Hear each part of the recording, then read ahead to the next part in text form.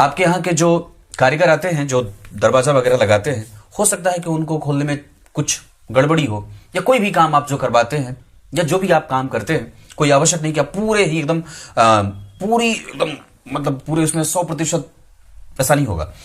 पर हमारे सदग्रंथों में जो बात लिखी है उसमें कहीं पे भी कोई सवाल खड़ा करने वाली कोई स्थिति ही नहीं है। उन्होंने कुछ भी छोड़ा नहीं है, रिक्ति नहीं है।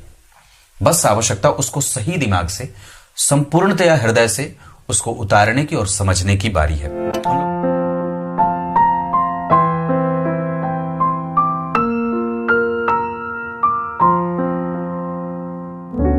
सुबह 10 बजे से लेकर 11 बजे के बीच में उपस्थित हूं आप सबके सामने। आज जिनकी कुंडली लेकर के आया हूं, इनका नाम भगवती है। इनकी कुंडली पे आने से पहले आपको मैं मनुस्मृति की बात बताऊंगा, पर उससे पहले मैंने जो नया चैनल बनाया है नकुल पाराशर शॉर्ट्स के नाम से, उसे भी अवश्य सब्सक्राइब कर लीजिए। और आप लोगों को भी बताऊं, अपने जीवन में रात्रि को, प्रत्येक रात्रि में सोते समय कम से कम किसी एक सदग्रंथ का अपने तकिए के पास रखना आवश्यक समझिए और उसका पठन पाठन करिए।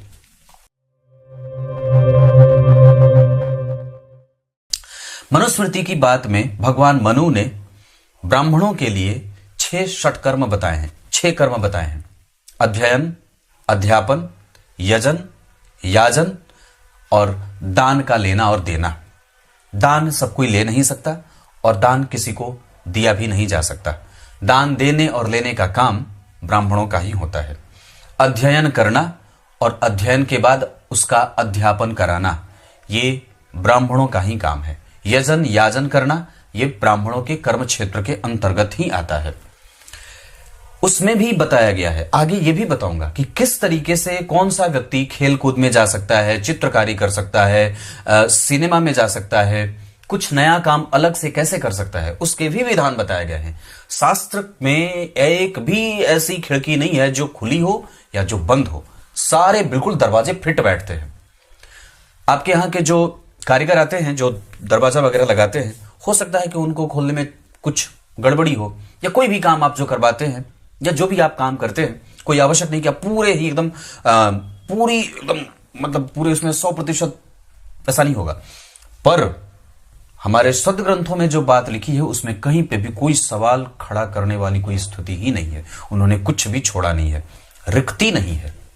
बस आवश्यकता उसको सही दिमाग से, संपूर्णतया हृदय से उसको उतारने की और समझने की बारी है।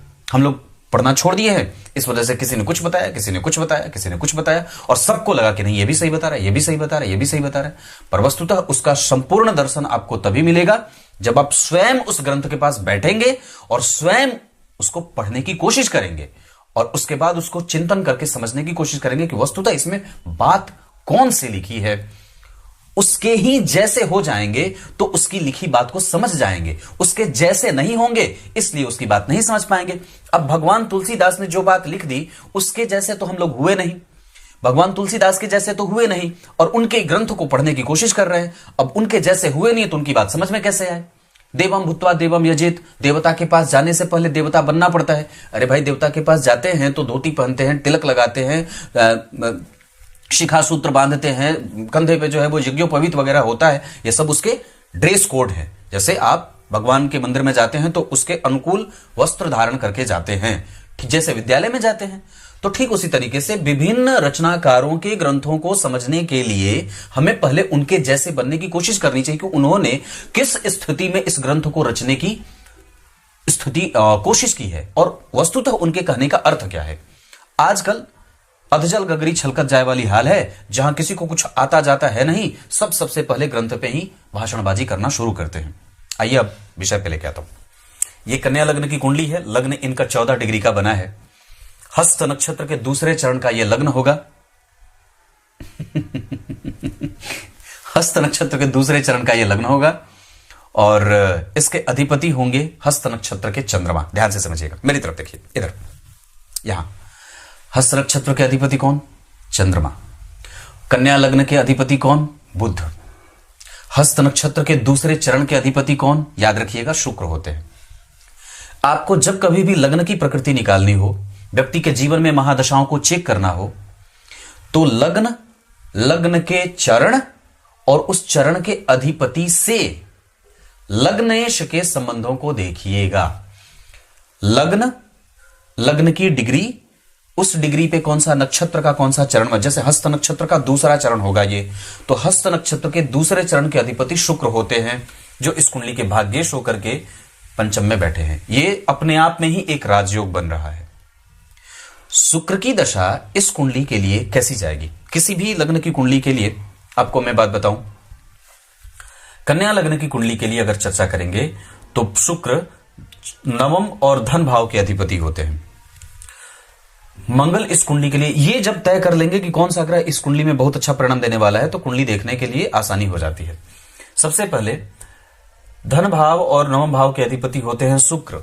इस कुंडली में वो द्वितीय भाव के अधिपति होने के कारण मारक होंगे, क्योंकि उनकी मूल त्रिकोण राशि यहां उलझेगी, तो इस भाव से वो स्वतंत्र हो जाएंगे और नवम भाव का फल करेंगे। और नवम भाव में भी वो सम संख्या की राशि में बैठे हैं, इस वजह से वो कम से कम आपकी कुंडली में अगर देखेंगे तो पंचम भाव का परिणाम भी बहुत अच्छे तरीके से स्वस्थ होकर के करेंगे। इसके अतिरिक्त मैं कहा था, उस बात से थोड़ा हट गया, तो कहने का तात्पर्य इस कुंडली में शुक्र जो है वो मारक ग्रह के रूप में होते हैं, पर ये नवम भाव के भी अधिपति होते हैं, इस वजह से ये अब सहायक मारक की भूमिका में आ जाएंगे। लग्न से गिनना शुरू किया तो यहां पे दिख गई राशि, तो मारक हो गया, द्वितीय भाव मारक है। घूमते घूमते घूमते घूमते घूमते नवम भाव पे आ गए तो देख अरे वाह, ये तो इसको नवा भाव मिल गया, मतलब ये त्रिकोण भाव हो गया। इसका अर्थ है कि अब इसके मारक प्रभावों में कमजोरी हो जाएगी और ये अब सहायक मारक के रूप में होगा। तो सहायक मारक के रूप में होंगे, इसका मतलब है कि ये ग्रह कभी अच्छा और कभी बुरा, दोनों ही तरीके का परिणाम करेगा। क्लियर है? दूसरे नंबर पे अब ये तो मारक ग्रह की बात रही। पापी ग्रह अलग होता है कुंडली में, शनि मंगल राहु केतु ही पापी नहीं होते। प्रत्येक कुंडली के लिए पापक ग्रहों का प्रभाव अलग अलग होता है और पापक ग्रह की परिभाषा भी बदल जाती है। इस कुंडली के लिए शुक्र पापक ग्रह नहीं है, शुक्र मारक ग्रह होंगे, सहायक मारक होंगे। पर पापी कौन होगा? तो तृतीय भाव पे जब चर्चा करते हैं तो तीसरे भाव के अधिपति के साथ साथ अष्टम भाव के अधिपति मंगल होते हैं। इसका अर्थ है कि ये दो पापक भावों का अधिपति है, अष्टम भाव पापी भाव, तृतीय भाव पापी भाव। इसका अर्थ होगा कि कन्या लग्न की कुंडली में बुध पापी भाव के अधिपति होंगे, इस वजह से कन्या लग्न की कुंडली के लिए बुध परम पापी ग्रहों में आएगा और वो जहां बैठेंगे उसमें पापक प्रभाव देंगे। बढ़िया है कि वो कम से कम अपनी राशि में बैठा है और किसी को परेशान नहीं कर रहा, क्योंकि पापक भाव का अधिपति होकर के जहां कहीं भी बैठेगा वहां पापाचार करेगा। तो यहां पे मंगल पापक भाव के अधिपति हैं और पापी भाव में ही बैठे हैं और वहां से बैठ करके चौथी दृष्टि से यहां देख रहे हैं, तो व्यक्ति को साहसी और निडर बनाने के साथ साथ अपने दृष्टिकोण से वो दुश्मनों को समझने की कोशिश करता है, उसको बहुत ही ज्यादा तार्किकता से जानता है, कोशिश करता है कि इसकी चाल क्या हो सकती है और परिस्थिति को कैसे संभालना है, विपरीत परिस्थिति से कैसे अपने आप को निकालना है और दुश्मनों के लिए कौन सी तीर चलानी है। एक बड़ी अद्भुत बात बताता हूं। भगवान राम जब वन में थे और शिला पे बैठे थे और उस समय जब उन्हें शूर्पणखा ने देखा था काम भाव से, तो ठीक उसी समय एक सिंह शूर्पणखा की तरफ झपट्टा मारने को भी दौड़ा था। भगवान राम ने उस सिंह पे बेहोशी वाली बाण चला दी थी और वो सिंह बेहोश होकर के गिर पड़ा था।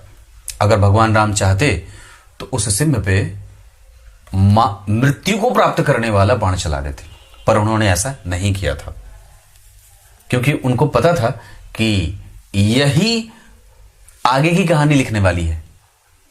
अगर इसे यहीं पे खत्म कर दूंगा तो फिर बात आगे बढ़ेगी नहीं। तो उनको ये बात पता है कि कब कौन से तीर का भेदन करना है और कब कौन से लक्ष्य पे कौन सा बाण चलाना है। तो ये व्यक्ति ऐसा ही हो जाता है। मंगल की दृष्टि यहां के लिए मंत्र जप, पूजा पाठ, ध्यान में व्यक्ति का दिमाग बढ़ा जाता है, क्योंकि अष्टम भाव में चंद्रमा है। इसका अर्थ इन्होंने सवाल भी पूछा है कि बड़ा ही ध्यान करने का मन करता है, आध्यात्मिकता में मन बढ़ा जाता है। तो अष्टम भाव में चंद्रमा और इस भाव के अधिपति स्वग्रही और भाग्य भाव पे उनकी दृष्टि है। गुरु जो है वो जन्म कुंडली में राहु के संग है, स्वग्रही है। अब एक बात है कि राहु जब सप्तम भाव में अपने ही राशि के अधिपति के साथ अगर बैठेगा या फिर उसी भाव के अधिपति के साथ बैठेगा तो राहु कमजोर और परिणाम कमजोर नहीं करेंगे, लेकिन व्यक्ति के काम को नुकसान में रखने का भी एक दौर चलता है। ये ऐसा हो सकता है। यहां पे बुध के साथ शनि का बैठना, सूर्य के साथ शनि का बैठना, इसमें से शनि का बल बढ़ जाएगा। इसका अर्थ होगा कि जन्म कुंडली में शनि जो इस कुंडली में सामान्य शुभ परिणाम भी देते हैं, क्योंकि पंचमेश होने के साथ साथ षष्ठेश भी हो जाते हैं। तो इस कुंडली में वो व्यक्ति को सरकारी नौकरी वगैरह में कोशिश करने पे सफलता भी देंगे, क्योंकि सूर्य शनि बुध तीनों का प्रभाव दशम भाव पे है। इसका अर्थ होगा कि व्यक्ति का राजकीय क्षेत्र बहुत अच्छा होगा। और व्यक्ति की कुंडली में राहु के साथ गुरु का बैठना, गुरु की 5वीं दृष्टि एकादशवें भाव पे लाभ देगी, लग्न पे गंभीरता बढ़ेगी, और 9वीं दृष्टि वृश्चिक राशि पे शिक्षकीय गुणों से युक्त रखेगी और व्यक्ति को सॉफ्ट माइंड स्किल का बनाएगी, सॉफ्ट नेचर का बनाएगी। पंचम भाव में शुक्र का अकेले होना आपको कमजोरीपन से भी रखेगा, क्योंकि अकेले उनका बैठना ठीक नहीं होता है। तो ये मैं इतनी सी बात बोल रहा था। शुक्र इनकी कुंडली में हस्त नक्षत्र के दूसरे चरण के अधिपति हैं, और ऐसी अवस्था में व्यक्ति थोड़ा दुखी भी होता है, थोड़ा परेशान भी होता है। और शुक्र की दशा वैसे कमजोर नहीं जाएगी, पर थोड़ी बहुत व्यवधान से युक्त ही जाएगी, क्योंकि शुक्र के ऊपर किसी भी शुभ ग्रह का कोई प्रभाव नहीं है। ना तो पंचम भाव के अधिपति शनि के ऊपर किसी शुभ ग्रह का प्रभाव है, और ना तो पंचम शनि को किसी शुभ ग्रह ने देखा है। युति में वो सूर्य और बुध के साथ है। इस कुंडली के लिए 5 अंक बहुत अच्छा होगा। और सूर्य चतुर्थ भाव में बैठे हैं, जन्म कुंडली के दशम भाव और लग्नेश बुध के साथ। इस कुंडली के लिए बुध 2 भावों के अधिपति हैं। अपनी राशि में बैठे होते योगा योग बना देते, और भी ज्यादा व्यक्ति के लाभ का संकेत बढ़ जाता। पर गुरु स्वग्रही है, बहुत अच्छी बात है। यह द्विस्वाभाविक लग्न की कुंडली है। द्विस्वाभाविक लग्न की कुंडली के लिए सप्तम भाव बाधक भाव के रूप में उपस्थित होता है। इस वजह से कई बार गुरु की दशा सामान्यतया कमजोरीपन के एहसास को भी दिखाने वाली हो जाएगी, जिसके कारण गुरु की दशा में व्यक्ति को कई बार उसके डेली रूटीन और डेली बेसिस के इनकम में, इसके साथ साथ उसका जो छोटा समाज है, इसके साथ साथ उसका जो कुटुंब का सुख है, माता का सुख है, माता के स्वास्थ्य के बारे में अगर चर्चा करेंगे तो वो सब थोड़ा थोड़ा परेशान होता है। व्यक्ति रूटीन वाइज काम कई बार नहीं करता। उसके जीवन में 5वें दिन 10वें दिन कोई ना कोई एक परिस्थिति ऐसी बनती है जिसके कारण उसका डेली रूटीन खराब होता है। लग्न के अधिपति का चतुर्थ में आना ये तो एक अच्छी बात होगी, पर वस्तुतः सूर्य के साथ बैठे हैं, ये थोड़ी कमजोरी भी देंगे, जिसके कारण कई बार मतभेद भी दिमाग में बनता है और कई बार असमंजस में भी व्यक्ति जाता है। शुक्ल पक्ष के चंद्रमा की स्थिति बहुत अच्छी बनी है इनकी कुंडली में। मैं एक बार पंचांग इनका पढ़ देता हूं। इनकी कुंडली में चंद्रमा शुक्ल पक्ष के एकादशी का बहुत अद्भुत, अष्टम भाव में नहीं बैठा होता तो और भी अच्छा होता। उत्तरायण में जन्मे हैं, नौकरी के योग यहां से भी हैं, पिता के साथ संबंध बड़े अच्छे होंगे और पिता कार्मिक हैं। बुधवार के जन्मे होने से शिक्षकीय गुणों का प्रभाव और जन्म कुंडली में शुक्ल पक्ष में जन्मे होने से शुभ परिणाम, शुभ लक्षण, सौभाग्यशाली, बुद्धिमान। लग्न के ऊपर किसी पापग्रह का कोई प्रभाव नहीं है। गुरु ने देखा है तो शनि ने भी देखा है, पंचमेश देख रहा है तो ज्ञान पक्ष बहुत बढ़िया रहेगा। व्यक्ति एजुकेशन से संबंधित क्षेत्रों में लाभ अर्जित करेगा। और एक बात बता दूं, भरणी नक्षत्र में जन्मे होने से पति प्रिया, पति को सुख देने वाली, पति ज्ञानी हो सकता है कि पांडित्य का कर्म करने वाला हो, बुद्धि देने वाला हो, शिक्षकीय गुणों से युक्त हो और वो दार्शनिक हो, ऐसा हो जाता है। क्षत्रिय वर्ण और मनुष्य गण के होने के कारण व्यक्ति में चपलता है, चंचलता है, नैराश्य भी है, भाव में उद्वेग भी है, ये सब है। इसको ठीक करने के लिए सात्विक भावनाओं का संचार करिए, ग्रंथों का अध्ययन और आलंबन लीजिए, गुरुजनों के आदर का भाव अपने दिमाग में बना करके रखिए, ब्राह्मणों का सत्कार, गाय की सेवा, प्रत्येक प्रकार के लोगों की सेवा का भाव इस कुंडली में बहुत अच्छा होगा। आप चपल चंचल हैं क्योंकि ये बुध से प्रभावित राशि है, इस वजह से अपने आप को और भी ज्यादा स्थिर और गंभीर बनाने की आवश्यकता है। लग्न पे गुरु और शनि दोनों का प्रभाव है, राहु का प्रभाव है, इस वजह से आप थोड़े कंफ्यूज होंगे, थोड़े गंभीर हैं और निश्चित रूप से यह गंभीरता और भी ज्यादा शनि के देखने के कारण बढ़ जाएगी और सरकारी नौकरी का लाभ भी कई गुना बढ़ जाएगा। आपको सरकारी नौकरी की कोशिश अवश्य करनी चाहिए। राहु में आपकी कुंडली में बहुत अच्छी दशा 2026 के नवंबर तक अभी चलेगी। मैं तो कहता हूं कि आपकी कुंडली में 2027 के अक्टूबर तक नौकरी का बहुत अच्छा योग बना है। इस कुंडली में दिशा उत्तर बहुत अच्छी रहेगी। धन कमाने के लिए आप उत्तर पूर्व दिशा में जा सकते हैं। इसके अतिरिक्त आपकी कुंडली में विवाह करने के लिए मकर और मेष, ये 2 राशियां, इसके अतिरिक्त कर्क राशि के जातक भी बहुत अच्छे होंगे। विवाह की दिशा के आधार पर पश्चिम और उत्तर दिशा बहुत अच्छी रहेगी। इसके साथ साथ आपकी कुंडली में नवांश अगर देखेंगे तो लग्न के अधिपति शुक्र का जन्म कुंडली में धन में जाना और यहां पे चंद्रमा का लग्न को देखना उच्च की दृष्टि से दांपत्य ठीक होगा। गुरु चंद्र केंद्र में है और यहां सूर्य स्वग्रही है, मंगल राहु के साथ है और बुध जन्म कुंडली में चंद्रमा का प्रभाव ठीक है, बुध स्वग्रही है। दांपत्य खराब नहीं है क्योंकि केंद्र में गुरु है, शुक्र को उन्होंने देखा है। निश्चित रूप से यह कुंडली अच्छी है, पर यह कुंडली मंगलिक नहीं है, घबराने की कोई बात नहीं है। चंद्र कुंडली से मंगलिक होगी, पर वो एक सामान्य बात है। मंगल के ऊपर गुरु का प्रभाव है, राहु का भी प्रभाव है, इस वजह से उग्रता व्यग्रता रहेगी। इस कुंडली के लिए मंगल बहुत अच्छे नहीं होते, तो कुंडली मिलाकर के विवाह अवश्य करिएगा, नहीं तो संतति उत्पन्न होने में दिक्कत हो सकती है। दशमांश कुंडली में यहां पे शनि चंद्रमा का बैठना, सूर्य का उच्च का होना, ये बहुत अच्छी बात है। डीप एनालिसिस में व्यक्ति जाता है। शुक्र बहुत अच्छे बैठ रहे हैं उच्चा विलासी होकर के, जो भाग्य भाव के अधिपति हैं। कर्म क्षेत्र में दुर्गा जी की पूजा बहुत ज्यादा आवश्यक होगी और गणेश जी के मंत्रों का जप बहुत बढ़िया होगा।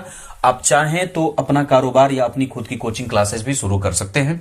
पढ़ने पढ़ाने का काम, बैंकिंग से संबंधित, इन्वेस्टमेंट से संबंधित, फाइनेंस से संबंधित और सॉफ्टवेयर से संबंधित, और इसके साथ साथ उच्च शिक्षा का योग आपकी कुंडली में बहुत ज्यादा अच्छा बना हुआ है। आपका मन कई बार विचारों से मुक्त नहीं होता है, भावनाएं नियंत्रित नहीं हो पाती हैं। इस वजह से कि जन्म कुंडली में शुक्र और चंद्रमा एक दूसरे से केंद्र में हैं, ये बहुत अच्छी बात होगी।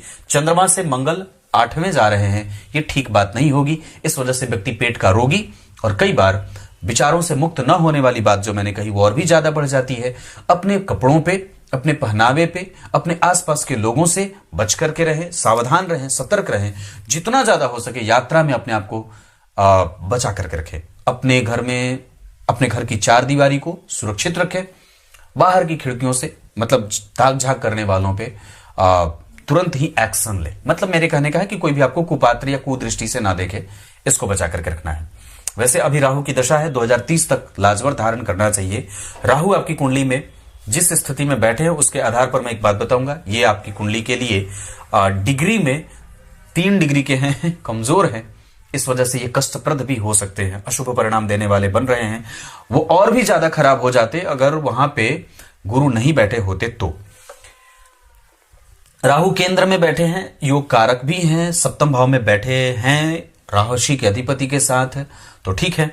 वैसे भी एक बात बता दूं तो मंगल ठीक है, मंगल का प्रभाव यहां के लिए सामान्य है, मंगल का प्रभाव यहां के लिए भी सामान्य है। मंगल की दृष्टि इस कुंडली के लिए अच्छी नहीं है। शुक्र की दृष्टि इस कुंडली के लिए सामान्यतया बहुत सारे स्रोत से बहुत सारे धन का आगमन का योग भी बनाएगी। चंद्र मंगल योग आपकी कुंडली में बहुत अच्छा देख रहा हूं, इससे घबराने की कोई बात नहीं है। चंद्र मंगल योग इसलिए कह रहा हूं क्योंकि चंद्रमा मंगल की राशि में बैठे हैं, मंगल स्वग्रही हैं। हालांकि अष्टम का संबंध ये बहुत अच्छा नहीं होता है, पर फिर भी तृतीय भाव में मंगल आपको पराक्रमी और अपने पराक्रम के बल पे व्यक्ति अपनी संपूर्ण इच्छाओं की पूर्ति करने वाला होगा, तो कोई आश्चर्य की बात नहीं होगी।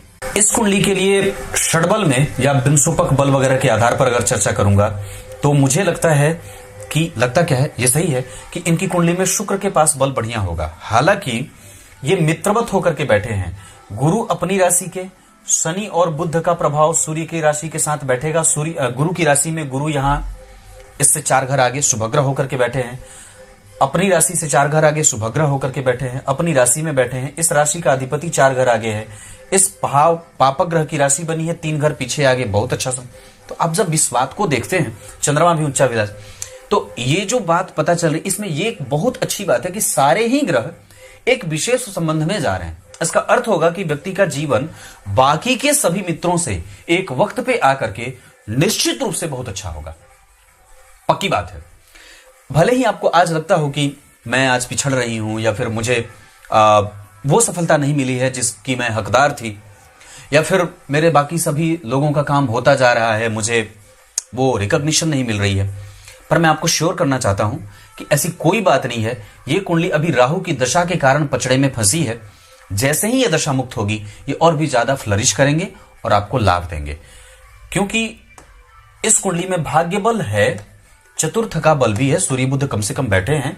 और मैं समझता हूं कि लग्नेश चतुर्थ में बैठा है तो पीछे मंगल उसका साहस ही बढ़ाएंगे, कमजोर नहीं होगा। मंगल भी ठीक बैठे हैं, मंगल देख भी रहे हैं, अच्छे देख रहे हैं, कोई कमजोरी वाली बात नहीं।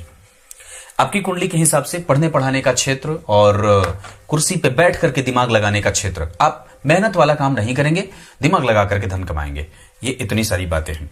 आपकी कुंडली में दशाओं के क्रम में अगर बात करूंगा, संतान वगैरह की कुंडली में ये कुंडली बहुत अच्छी होगी। संतति का सुख इस कुंडली में 100% है, उसमें कोई घबराने की बात नहीं है। करियर आपका कमजोर नहीं है, उस चीज को भी लेकर के चिंतित बिल्कुल भी होने की कोई आवश्यकता मैं महसूस नहीं करता हूं। भाई बहनों का सुख आपकी कुंडली में निश्चित है, बड़े लोगों का सुख भी आपकी कुंडली में बहुत बढ़िया देख रहा हूं। वाहन वगैरह में थोड़ी बहुत गड़बड़ी हो सकती है, पर वो भी एक वक्त पे आने के बाद मिल जाएगा। पिता और माता में पिता ज्यादा मजबूत हैं।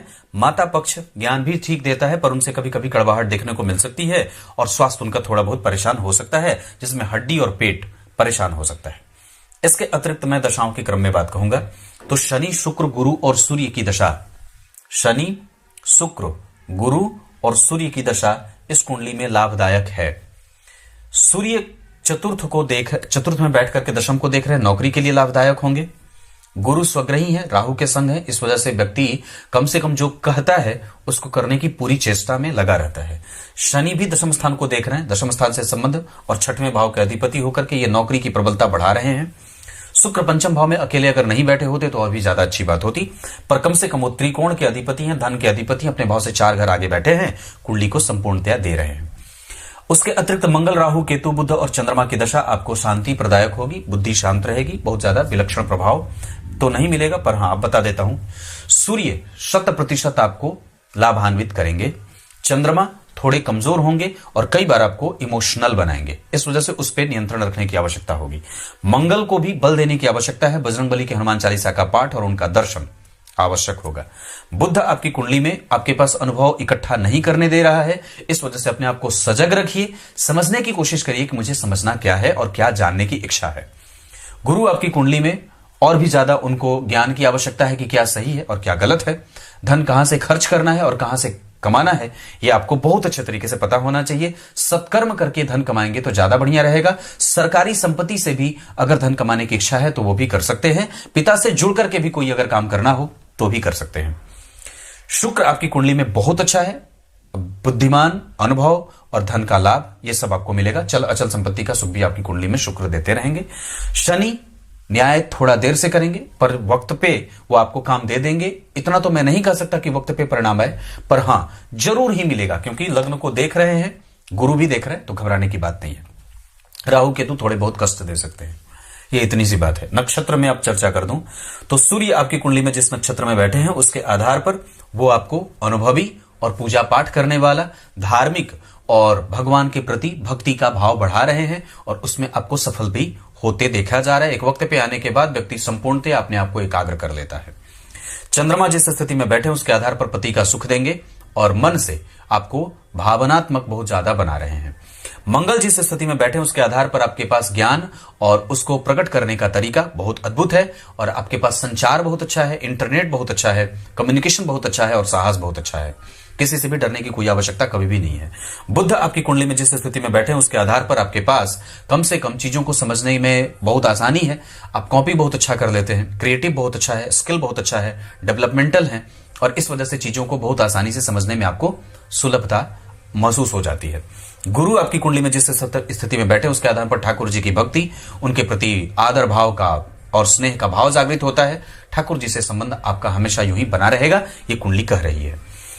गुरु के बाद शुक्र की स्थिति जो कहता हूं उसमें चारित्रिक दोष नहीं है, चरित्र कमजोर नहीं है, पर हाँ व्यक्ति भविष्य को लेकर के थोड़ी बहुत चिंताओं में हमेशा ही रहेगा और वो कभी भी खत्म होने वाला नहीं है। वो किसी भी व्यक्ति का नहीं होता है, पर वस्तुतः आप में थोड़ी ज्यादा है। शनि आपकी कुंडली में कंफ्यूज करेंगे, विलंब करेंगे और कई बार आपके मन को चिंतित और परेशान करने के लिए काफी होंगे। राहु और केतु में एक बात बता दूं, राहु भक्ति का भाव बढ़ा रहा है और वस्तुतः लगातार बिगाड़ रहा है, लगातार बना रहा है। ऐसे परिणाम राहु के कारण बन रहे हैं। केतु आपकी कुंडली में जिस स्थिति में बैठे हैं उसके आधार पर आपको अनुभवी और पेट के रोगी बना रहे हैं, ये स्थिति है। लग्न के अधिपति धन में, लग्न के अधिपति दशम में, ये बहुत अच्छी बात है। गुरु मंगल बहुत अच्छे हैं, यहां कमजोर नहीं है। शनि चंद्रमा यहां बैठे भी हैं तो खराब नहीं होंगे, क्योंकि पंचम के अधिपति होकर के और यहां पे एकादशवें के अधिपति के साथ बैठे हैं, जो व्यक्ति को मैंने कही थी बात, कई जगह से धन कमाने का योग बना देता है। क्या बाकी रहा? अब सब तो बता दिया। नक्षत्र कौन सा अच्छा रहेगा ये नहीं बताया है। रेवती, भरणी, श्रवण, विशाखा, पुष्य, मृगशीरा और अनुराधा, ये सब नक्षत्र आपकी कुंडली के लिए बहुत अच्छे रहेंगे। कुछ इसी तरीके से आज के कार्यक्रम का समापन करते हैं। एक बात बातें बता दूं जाते जाते, आप लोगों में से जितने भी लोग मुझे देख रहे हैं उनको कोई भी ग्रंथ की आवश्यकता हो बिना पैसे के मुझसे ले सकते हैं। यह मैं सार्वजनिक रूप से कह रहा हूं। बस आपको करना सिर्फ यह है 95 72 66 44 85 वाले नंबर पे व्हाट्सएप करना है और कहना है मुझे ये ग्रंथ चाहिए, पर वस्तुतः वो गीता प्रेस और चौखंबा पब्लिकेशन से आने चाहिए। कुछ इसी तरीके से आज के कार्यक्रम का समापन करते हैं। तब तक के लिए इजाजत दीजिए। कल एक बार फिर से उपस्थित होंगे आप सबके सामने। तब तक के लिए बहुत बहुत नमस्कार।